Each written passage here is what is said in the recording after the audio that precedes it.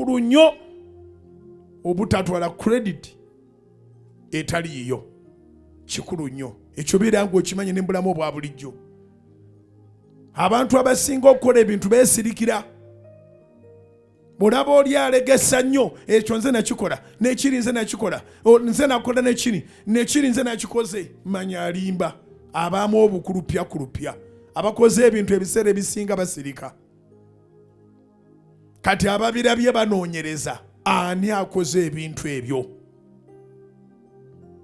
Bw'oba mu kampuni weeyigiriza okukola ebintu kiyamba gwe. Ebintu by'okola mu kampuni nga birungi, nga kampuni siiyo, bikuleetera Katonda okukwesiga n'akuwa kampuni eyiyo ebirungi ebyo naawe bikole ng'obyekoledde. Buli lw'obeera mu kampuni n'okola ng'otenguwa, n'okola ng'ogayaala, n'okolera mu kweragaalaga, ebimu n'ogaana obikola sijja kikola tulabe. Kati bajja kubeera sitaaka. Kwanza baba sikikoze era bajja kubeera sitaaka.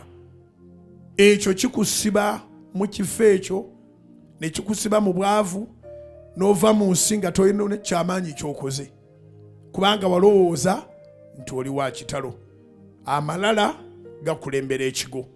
Buli kyoba osobodde okuteekako emikono, sanyuka nti wasobodde okikola. Teweewaana, kireke kyo kyogere. So ne bw'oba ne gw'oyambye weesirikire.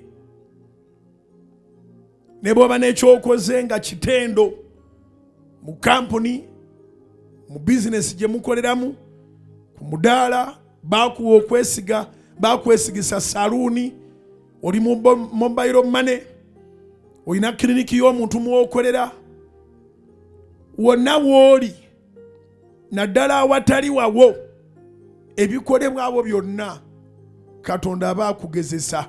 Onoobeera mwesigwa mu by'abalala, tojja kwewa mayinja gatakusaanidde, onooba mwetowaze alyoka akwesigisa ebibyo.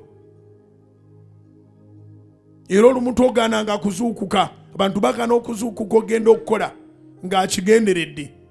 Sijja kugendayo leero naye abonereremu. Ogaana okugendayo kubanga obonereza Mukama wo. Kubanga bw'oneefuula nti oli mulwadde ate agenda kukola ki? Alina ebyuma ebikebera abalwadde n'abatali nti nedda. Sijja kugenda leero. Byanyiiziza.